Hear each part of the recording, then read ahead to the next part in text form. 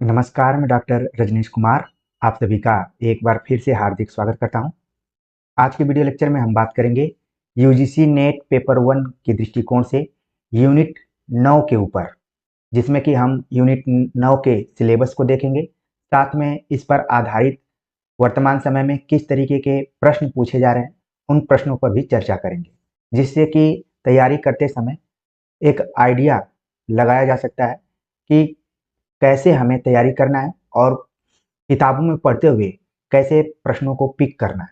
तो चलते हैं, बात करते हैं यूनिट 9 के ऊपर। तो इसका जो टॉपिक है, लोग, विकास और पर्यावरण, यानी कि इसमें तीन चीजें यहाँ पर दी गई हैं। लोग मतलब जितने भी मनुष्य हैं, विकास, विकास का संबंध नेचुरली और आर्टिफिशियल दोनों तरीके से, इसके बाद इसका असर हमारे पर्यावरण पर कैसे पड़ रहा है। तो इन तीनों का अध्ययन इस यूनिट में करना है। लोग हैं तो विकास होगा तो पर्यावरण भी प्रभावित होगा, चाहे वो सकारात्मक रूप में चाहे नकारात्मक रूप में। तो इन्हीं विषयों पर हमें बात करना है। इसका सिलेबस दिया गया है लोग, विकास और पर्यावरण में। आप देख रहे हैं कि कई बिंदु यहाँ पर दिए गए हैं, लगभग 7 से 8 बिंदु हैं। पहला है विकास और पर्यावरण, मिलेनियम विकास और संपोषणीय विकास का लक्ष्य। बहुत ही इंपॉर्टेंट ये टॉपिक है। मिलेनियम विकास, अगर हिंदी मीडियम के विद्यार्थी होंगे तो हो सकता है कि उनके लिए दिक्कत सी होगी, लेकिन वर्तमान समय में इतनी तकनीकियां आ गई हैं कि थोड़ा सा भी आप मेहनत करेंगे तो इस शब्द का अर्थ आपको पता चल जाएगा। ठीक है, लेकिन हमने सोचा कि आपको मैं बता दूं। यहाँ पर इसको शॉर्ट में कहा जाता है MDG, यानी कि मिलेनियम डेवलपमेंट गोल्स। ठीक है, मिलेनियम हो गया यहाँ पर डेवलपमेंट और जी से हो गया गोल्स, जो कि आप देखेंगे संयुक्त राष्ट्र संघ और अलग अलग देशों में लक्ष्य निर्धारित किया गया है मिलेनियम विकास डेवलपमेंट गोल्स को ध्यान में रखते हुए, जिसमें आप देखेंगे इसका जो हिंदी में है सहस्त्राब्दी। ठीक है, आप जीएस की किताबों में पढ़ेंगे, ज्योग्राफी का पार्ट पढ़ेंगे या इकोनॉमिक्स पढ़ेंगे तो वहां पर ये शब्द प्राय आप देख लेंगे। तो सहस्त्राब्दी विकास गोल्स, इसमें कुल 8 विकासों की चर्चा की गई है। 8 पॉइंट इसमें बताए गए हैं। ठीक है, जिसमें पहला पॉइंट है गरीबी को लेकर है। ठीक है, इसको नोट कर लीजिए क्योंकि विकल्पों में ये सब आते रहते हैं। दूसरा पॉइंट इसमें है शिक्षा। ठीक है, तीसरा पॉइंट है लैंगिक समानता, स्त्री पुरुष और जो ट्रांसजेंडर है उनके बारे में लैंगिक समानता। चौथा पॉइंट इसमें दिया गया है बाल मृत्यु दर को कैसे कम किया जाए, क्योंकि शिक्षा के अभाव में और स्वास्थ्य के अभाव में ये सारी चीजें होती हैं। पांचवा पॉइंट दिया गया है मातृ स्वास्थ्य, यानी कि माता के स्वास्थ्य को कैसे ध्यान में रखा जाए। जो नए बच्चों को जन्म देने वाली माताएं हैं, कई बार उनका भी निधन हो जाता है, आपने देखा भी होगा। ठीक है, इसके बाद कुछ रोग हैं जैसे कि HIV हो गया, एड्स हो गया या फिर मलेरिया हो गया, इनकी रोकथाम कैसे करें। ठीक है, इसके बाद है 7वां पॉइंट कि पर्यावरण को कैसे हम संतुलित करके रखें। और 8वां है कि विकास के लिए वैश्विक देशों से समझौता, अलग अलग देशों से वैश्विक रूप में क्या है समझौता करना, कि कैसे हमें विकास के साथ साथ पर्यावरण पे भी कंट्रोल करना है। तो ये है मिलेनियम विकास। इस पाठ्यक्रम के माध्यम से हमने थोड़ा सा अभी दरवाजा खोला है ताकि आप समझ जाएं कि MDG आएगा तो आपके दिमाग में अब घबराहट से नहीं होगी, तुरंत आप जान जाएंगे कि इसमें गरीबी, शिक्षा, लैंगिक समानता, बाल मृत्यु दर को कम करना है, मातृ स्वास्थ्य, HIV, एड्स, मलेरिया या फिर पर्यावरण से रिलेटेड बातें होंगी। और साथ में इन सभी को ध्यान में रखते हुए अलग अलग देशों में वैश्विक रूप से समझौता किया जाएगा सहायता के दृष्टिकोण से। तो एक पॉइंट तो ये है। ठीक है, दूसरा इसमें संपोषणीय विकास का लक्ष्य। आपने एक और शब्द पढ़ा होगा सतत विकास, इसमें भी कुछ पॉइंट्स को रखा गया है। तो पहले बिंदु में आप देख रहे हैं इस यूनिट के पहले पॉइंट में आपको विकास और पर्यावरण, क्योंकि जहां भी विकास होता है वहां आप देखेंगे पर्यावरण जरूर प्रभावित होता है। ठीक है, आप देखेंगे कि चौड़ी चौड़ी सड़कें बन गई हैं, तो अगर वहां पर पेड़ पौधे नहीं लगाए जाएंगे तो फिर पर्यावरण क्या होगा, असंतुलित हो जाएगा। तो ध्यान में रखना है, इसीलिए इस यूनिट को रखा गया है। दूसरा पॉइंट है मानव और पर्यावरण समव्यवहार, यानी कि मनुष्य जो भी विकास कर रहा है उस विकास का मनुष्य के ऊपर और पर्यावरण के ऊपर क्या प्रभाव पड़ रहा है। और इसमें है नृजाति क्रियाकलाप और पर्यावरण पर उनके प्रभाव। अब नृजाति शब्द देख रहे हैं आपकी थोड़ा सा डिफिकल्ट लग रहा होगा। नृजाति का मतलब मनुष्य की जो भी सांस्कृतिक क्रियाकलाप है उनसे जोड़कर देखा जा सकता है। हम मनुष्य हैं तो हमारी एक संस्कृति भी है, अलग अलग क्षेत्रों की संस्कृति है, ठीक है। जैसे एक मैं उदाहरण दूं कि शादी विवाह में एक संस्कृति है कि बिना डीजे की शादी पूरी नहीं मानी जाती है, अधूरी मानी जाती है। तो अगर डीजे बज रहा है धमाधम तो पर्यावरण के ऊपर क्या प्रभाव पड़ रहा है। लोग डांस करने के लिए डांस करते हैं, सब कुछ करते हैं, लेकिन आपने देखा होगा कई लोगों का हार्ट अटैक भी आ जाता है।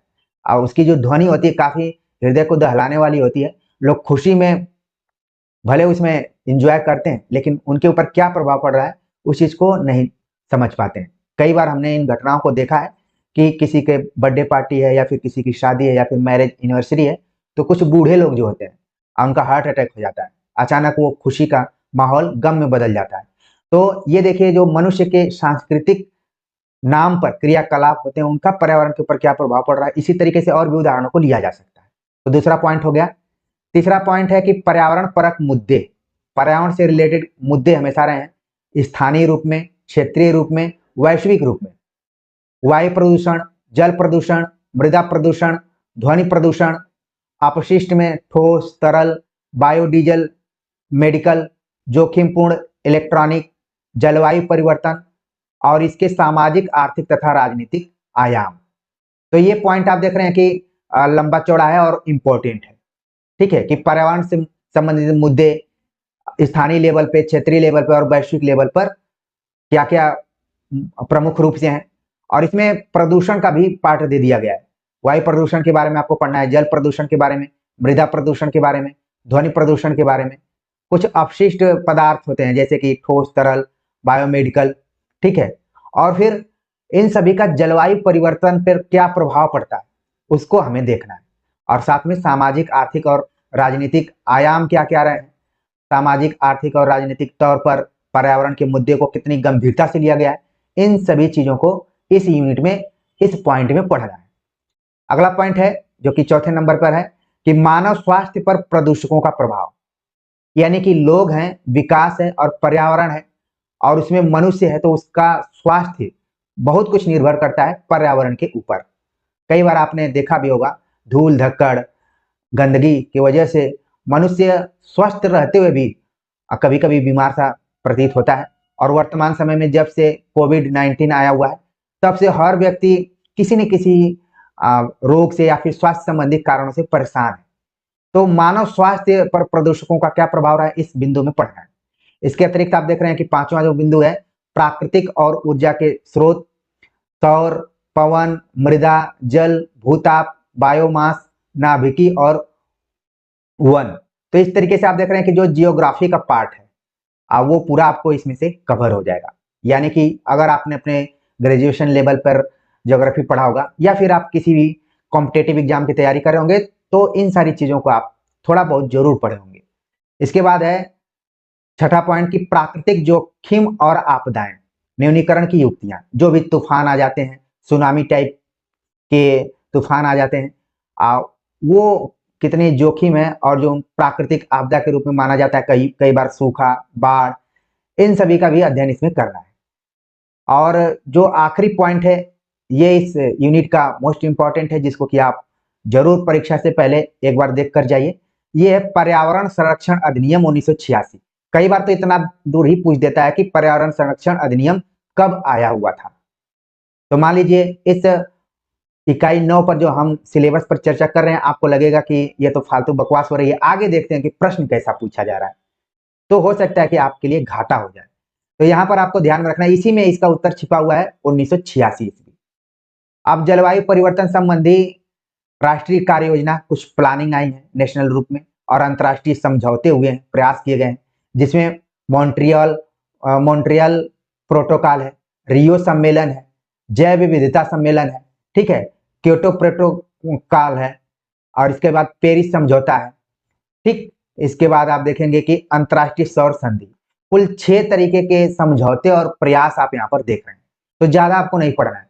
कम से कम इन 6 के बारे में आप जिन भी किताबों से अध्ययन कर रहे होंगे एक बार ध्यान रखकर जाइए।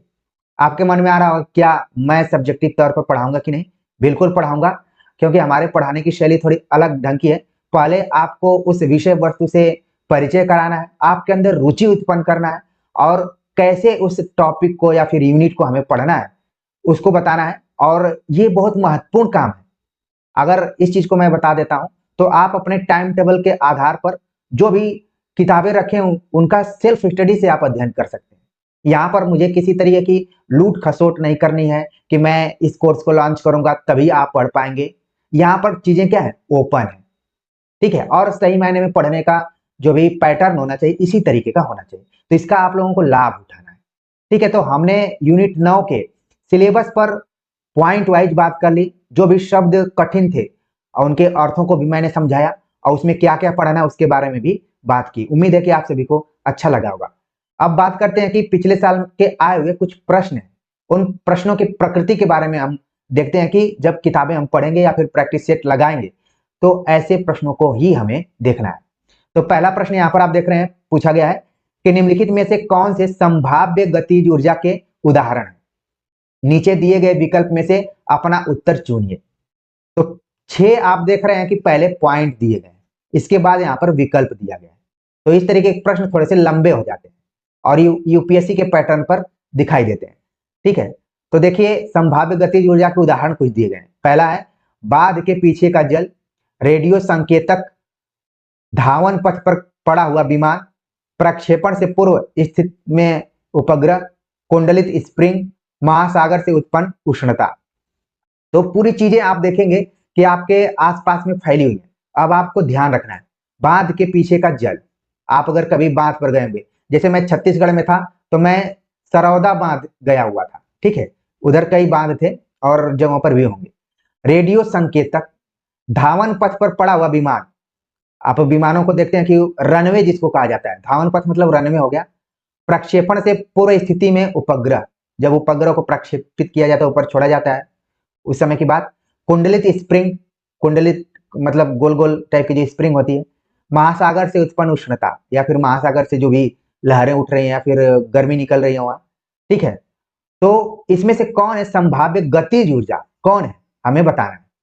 तो इन सभी विकल्पों में आप देख रहे हैं कि विकल्प 1, फिर इसके बाद 3, फिर 4 और 5, यानी कि पहला, तीसरा, चौथा और 5वां जो बिंदु है संभाव्य गतिज ऊर्जा के अंतर्गत। सही जवाब हो गया इसका ऑप्शन ए, ठीक है। आगे बात करते हैं, अगला जो प्रश्न है, कथन 1 दिया गया कि संयुक्त राष्ट्र में वर्ष 2010 में सहस्त्राब्दी विकास लक्ष्य पारित किए गए थे। विकास के लिए वैश्विक साझेदारी को विकसित करना सहस्त्राब्दी विकास लक्ष्यों में से एक था। अब हमें इसमें से बताना है कि कौन सा कथन सही है। तो सिलेबस के अंदर ही हमने बताया कि सहस्त्राब्दी विकास के 8वें बिंदु में यह बात की गई है कि विकास के लिए वैश्विक साझेदारी को विकसित करना विकास लक्ष्यों में से एक लक्ष्य था। यह बिल्कुल कथन क्या है, सही है। इस तरीके से इसका जो सही जवाब है वो ऑप्शन दूसरा है। आप देख रहे हैं कि यहाँ पर सहस्त्राब्दी विकास लक्ष्य जो है इसमें बहुत पहले से ही सन 1990 ईस्वी के आसपास से ही अलग नामों से विकास लक्ष्य निर्धारित किए जाते रहे। बाद में इसका परिवर्तन हुआ, सन 2000 में भी कुछ इसका अलग नाम दिया गया। 2015 से इस पे विशेष तौर पर सहस्त्राब्दी विकास लक्ष्य संयुक्त राष्ट्र संघ में कुछ लक्ष्यों को पारित किया गया और ये निर्धारित किया गया कि 2030 तक इन सभी लक्ष्यों को हम हासिल कर लेंगे, ठीक है। तो 2010 यहाँ पर ऑप्शन क्या हो गया, गलत है। बाकी सही जवाब है दूसरा, एकदम से सही है। और इसके साथ ही आपको उन सभी बिंदुओं को, 8 बिंदुओं को ध्यान में रखना है, ठीक है। आगे बात करते हैं, अगला जो प्रश्न है कि निम्नलिखित में से किस सम्मेलन शिखर सम्मेलन को संधारणीय विकास संबंधी संयुक्त राष्ट्र सम्मेलन UNCSD, इसको आप देख लीजिए, इसका फुल फॉर्म भी आप देख लीजिए, हो सकता है कि बाद में पूछ लिया जाए, ठीक है, के नाम से भी जाना जाता है। निम्नलिखित में से किस सम्मेलन या शिखर सम्मेलन को संधारणीय विकास संबंधी संयुक्त राष्ट्र सम्मेलन के नाम से भी जाना जाता है। ऑप्शन दिया गया स्टॉकहोम सम्मेलन 1972, रियो डी जेनेरियो सम्मेलन 1992, जोहान्सबर्ग शिखर सम्मेलन 2002, रियो +20, ठीक है, सम्मेलन 2012। तो हमें बताना कि कौन सा है जो कि UNCHD नाम से जाना जाता है।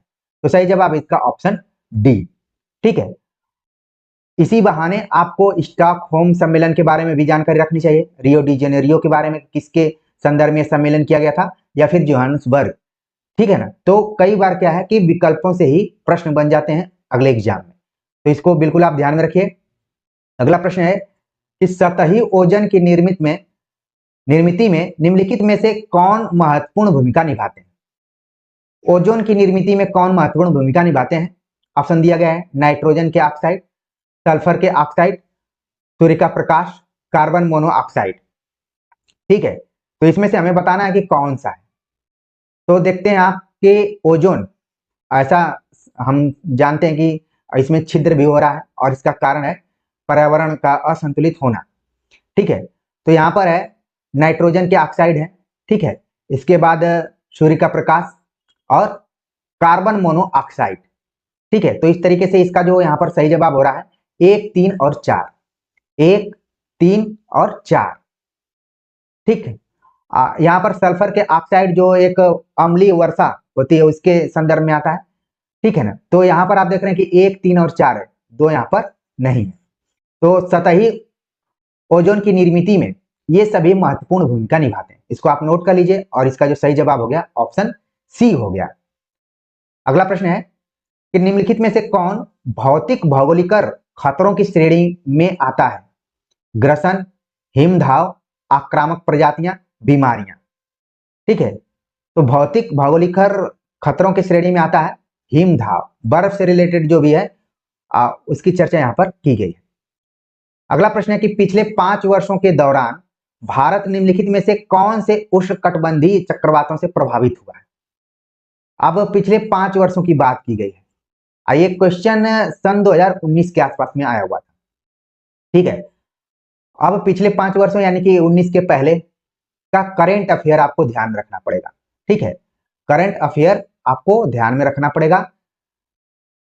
2019 का पेपर है, अब जब 2024 में देने जाएंगे तो हो सकता है कि पिछले 5 साल का पूछे, तो कम से कम आपको ध्यान में रखना पड़ेगा कौन कौन से चक्रवात आए हुए थे, ठीक है। यहाँ पर दिया हुआ है गाजा, हुदहुद, भीम, हुदहुद, भीम, ओखी, गाजा, हुदहुद, ओखी, गाजा, भीम, ओखी, ठीक है। तो ये सब चक्रवातों के नाम है। तो कौन से आए हुए थे पिछले 5 वर्षों में? तो ये 3 चक्रवात जो है 2019 के पहले पहले आए हुए थे, ठीक है ना। तो ये करंट अफेयर से जुड़ा हुआ है। तो इस तरीके से गाजा, हुदहुद, ओखी को ध्यान में रखिए, आगे इसी पैटर्न पर सवाल पूछे जा सकते हैं।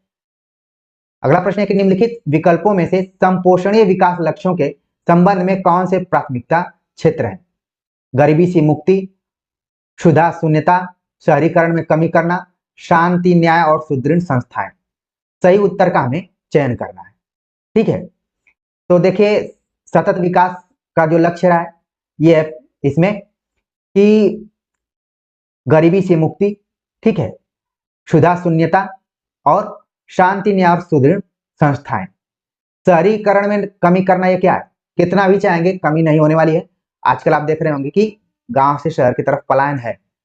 तो देखिए इसके लक्ष्यों में क्या क्या है, ये सभी चीजें, ठीक है। इसी तरीके से आपको लगाना भी है ध्यान में कि गरीबी से मुक्ति, आप देखेंगे किसी का भी कोई एजेंडा हो रहता ही रहता है इसमें। शांति, न्याय और सुदृढ़ संस्थाएं, ये कौन नहीं चाहता है, ठीक है। तो इस तरीके से इसका सही जवाब हो गया ऑप्शन डी हो गया। क्षुधा शून्यता आपके मन में आ रहा होगा क्या होगा यहाँ पर? ये हो गया भूखमरी, ठीक है, उससे रिलेटेड भूखमरी को कम करना। अगला प्रश्न है, कथन दिया गया है कि मेथोमोग्लोबिनियम, एक मिनट, 8वां प्रश्न है कि अभिकथन दिया गया है मेथेमोग्लोबिनीमिया एक ऐसी स्थिति है जिसमें रक्त शरीर के विभिन्न भागों तक पर्याप्त ऑक्सीजन की आपूर्ति नहीं कर पाता। तर्क दिया गया है कि नाइट्रेट की उच्च मात्रा वाले पेयजल का उपयोग करने से मेथेमोग्लोबिनीमिया होता है। अब हमें बताना है कि कौन सा उत्तर इसमें सही है और कौन सा गलत है, ठीक है। तो इस तरीके के जो भी प्रश्न होते हैं या तो आप बहुत गंभीरता से तैयारी किए हो और नहीं तो कई बार इसमें तुक्के का भी प्रयोग किया जाता है और ऑप्शंस को देखकर एक अनुमान लगाया जा सकता है कि ये सही होगा। तो इसमें सही जवाब इसका ए है। ठीक है कि ए और आर दोनों सही है तथा आर ए की सही व्याख्या करता है। तो इस प्रैक्टिस सेट कह लें या फिर इस वीडियो के माध्यम से आपने एक रोग का नाम सुना जिसका नाम है मेथेमोग्लोबिनीमिया। ठीक है, एनीमिया तो आपने सुना था कि खून की कमी हो जाती है। इसमें क्या है कि नाइट्रेट की उच्च मात्रा वाले पेयजल, अक्सर हम लोग पेयजल लेते हैं, कोल्ड ड्रिंक लेते हैं, पानी खरीदते हैं तो पी लेते हैं, लेकिन कभी उस बोतल पर क्या क्या लिखा हुआ है, किसकी कितनी मात्रा है, नहीं देखते हैं। एक चीज आप देख रहे हैं कि ये सभी प्रश्न आपके आसपास से जुड़े हुए हैं। ठीक है ना, तो चिप्स खरीदिए या फिर पानी खरीदिए, कोल्ड ड्रिंक्स खरीदिए, कोई भी पेयजल खरीदिए तो एक बार उस पर दिया गया जो भी विवरण है जरूर देखिए। ठीक है, तो इस तरीके से इसका सही जवाब क्या हो गया, ऑप्शन ए है। अगला प्रश्न है कि निम्न क्षोभ मंडल में ओजोन का उच्च सांद्रण वांछनीय है। तर्क दिया जा रहा है कि वायुमंडल में उपस्थित ओजोन सूर्य के हानिकारक पराबैंगनी विकिरण से पृथ्वी तल पर जीव जंतुओं की रक्षा करती है। अब हमें इसमें बताना है कि कौन सही है और कौन गलत है। तो यहां पर बताया गया कि निम्न क्षोभ मंडल में ओजोन का उच्च सांद्रण वांछनीय है, ये कथन क्या है, गलत है। और नीचे जो तर्क दिया गया है ये तर्क बल्कि सही है कि जो वायुमंडल में ओजोन है वो सूर्य के हानिकारक पराबैंगनी किरणों को पृथ्वी तल पर आने से रोकती है, रक्षा करती है, जिससे कि हम लोग हैं। ठीक है, कई बार ज्यादा गर्मी पड़ती है या फिर चिलचिलाती धूप पड़ती है और हमारी स्किन उसे प्रभावित होती है तो हमें लगता है कि कहीं ओजोन का छिद्र और बड़ा तो नहीं होता जा रहा है, और इसको लेकर भी ओजोन दिवस मनाया जाता है। आप लोग के दिमाग में आ गया होगा कि कब मनाया जाता है, मैंने लिख भी दिया। तो सही जवाब हो गया ऑप्शन डी। अगला प्रश्न है कि ऑलिगोट्रॉफिक झीलों में शैवाल फुलिकाएं होती हैं अति बारंबार, बारंबार, बहुत कम बार, व्यापक तौर पर। तो यहां पर है ऑलिगोट्रॉफिक झीलों में शैवाल फुलिकाएं कैसी होती हैं, बहुत कम बार होती हैं। ठीक है, तो इस तरीके से इसका जो यहाँ पर सही जवाब है ऑप्शन सी है। तो हमने इस वीडियो के माध्यम से मेरी कोशिश ये थी कि प्रश्नों की प्रकृति को देखें, साथ में सिलेबस में क्या क्या पढ़ना है उसको भी देख लें। ठीक है, और कैसे पढ़ना है। उम्मीद है कि ये वीडियो आप लोगों को अच्छा लगा होगा और इसी हिसाब से आप तैयारी करेंगे। आगे जैसे जैसे आप लोगों का सपोर्ट अच्छा मिलता जाएगा हम सब्जेक्टिव तौर पर और इतना आपको पढ़ा देंगे कि 25 से 30 क्वेश्चन करने लायक आप हो जाएंगे। इसी उम्मीद से हम आगे बढ़ रहे हैं। बाकी आप लोगों के सपोर्ट की जरूरत है, इस चैनल के प्रचार प्रसार की जरूरत है।